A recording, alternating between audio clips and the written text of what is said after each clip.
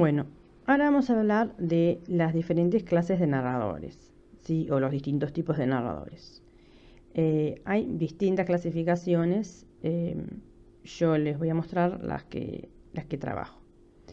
Por un lado tenemos según su lugar en la historia. Por un lado el narrador externo, que es quien relata desde fuera de la historia y no es un personaje, y por el otro el narrador interno, sí, que relata desde dentro de la historia y suele ser un personaje. Bueno, esta clasificación es básica. Un ejemplo de narrador externo, ¿sí? Les voy a leer unas líneas de El cuento El infierno tan temido de Juan Carlos Onetti. La primera carta, la primera fotografía, le llegó al diario entre la medianoche y el cierre. Estaba golpeando la máquina, un poco hambriento, un poco enfermo por el café y el tabaco, entregado con familiar felicidad a la marcha de la frase y a la aparición dócil de las palabras. Bueno, como vemos acá, el narrador obviamente está fuera de la historia, ¿sí? Está relatando, contando lo que le sucede a este personaje. Y bueno, el narrador interno. Les voy a leer también unas líneas de un cuento de Mario Benedetti que se llama La guerra y la paz. Cuando abrí la puerta del estudio, vi las ventanas abiertas como siempre y la máquina de escribir destapada y sin embargo pregunté, ¿qué pasa? Mi padre tenía un aire autoritario que no era el de mis exámenes perdidos. Como vemos acá, el personaje está dentro de la historia y es un personaje, sí, está narrando lo que le sucede. Bien, ahora vamos a ver según la persona narrativa. Tenemos primera persona, segunda persona y tercera persona. Recuerden, bueno, las clasificaciones que seguramente ya saben de idioma español, ¿verdad? Primera persona, yo. Segunda persona, tú, ustedes. Y tercera persona, él, ella, ¿sí? Bueno. ¿Cuál es el narrador en primera persona? Es el que cuenta los hechos como si él mismo los hubiera vivido como un personaje más. Suele ser el protagonista de la historia. Un ejemplo de eso es lo que vimos recién, ¿verdad? El cuento de Mario Benedetti. Segunda persona, se da con escasa frecuencia, ¿sí? Es aquel que se dirige a un tú, vosotros o ustedes. El personaje dobla su personalidad y habla consigo mismo como si lo hiciera con otro. O sea, está un poco esquizofrénico. Un ejemplo de este narrador, que reitero, no lo van a ver muy seguido, es lo vemos en el cuento de Edgar Allan Poe, El corazón delator. Les voy a leer algunas líneas para que vean. Es cierto, siempre he sido nervioso, muy nervioso, terriblemente nervioso, pero ¿por qué afirman ustedes que estoy loco? La enfermedad había agudizado mis sentidos en vez de destruirlos o embotarlos, y mi oído era el más agudo de todos. Oía todo lo que puede oírse en la tierra y en el cielo, muchas cosas oí en el infierno.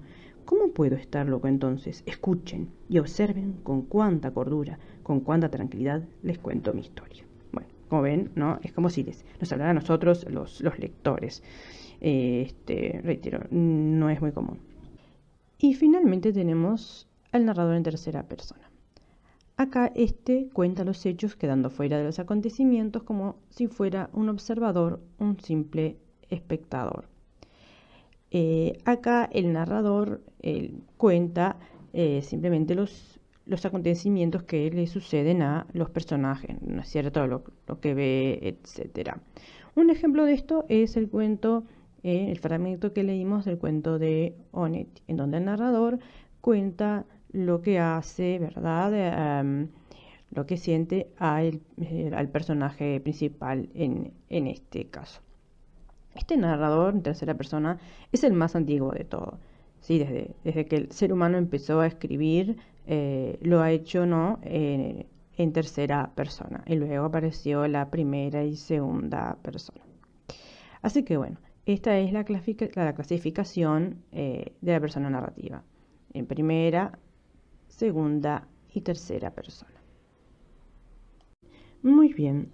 Ahora vamos a ver la clasificación del narrador según la información que maneja. Esta clasificación corresponde, ¿no? La hizo el teórico, sí, académico argentino Oscar Taca.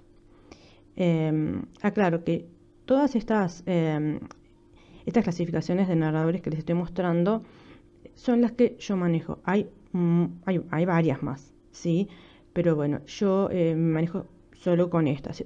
Esta, o sea, no pretende ser una clase de teoría literaria, ¿sí? Eso reitero, por lo general, la clasificación que yo les doy a mis alumnos, sí, que no pretendo, o sea, darles demasiado porque si no considero que los entrevero, es demasiado. Yo doy clases a chiquilines de tercero o cuarto de secundaria, donde recién empiezan a conocer la literatura. Entonces, bueno, no quiero, reitero, no quiero entreverarlos. Bueno, empezamos con el narrador omnisciente. Es el narrador que todo lo sabe, conoce todo respecto al mundo de la historia y sabe más que los personajes. La palabra omnisciente es de origen latino.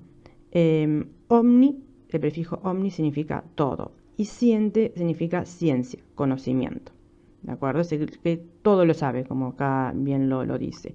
Conoce todo respecto al mundo de la historia y sabe más que los personajes.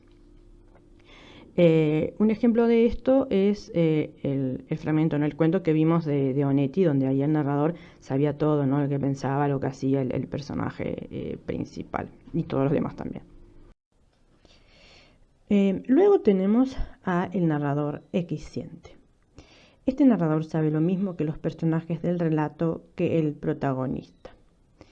Equisciente, ¿sí? Esta palabra latina. X, el prefijo X significa igual y ciente, como dijimos recién, ciencia, conocimiento.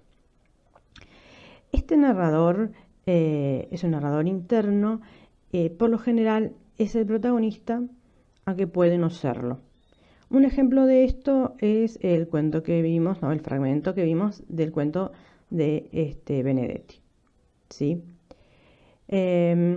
Y finalmente tenemos al narrador deficiente o infraciente. Nuevamente acá la palabra latina, ¿verdad? El prefijo infra, que significa debajo, y ciente, como dijimos recién, ciencia, conocimiento. También, no sé si recuerdan la palabra inframundo, que también, ¿no? También viene de este prefijo latino infra, que es debajo. Bien, este narrador conoce menos que el protagonista acerca de la historia. Registra únicamente lo que puede ser visto y oído sin penetrar en la mente de los personajes. Es un mero testigo. Bien.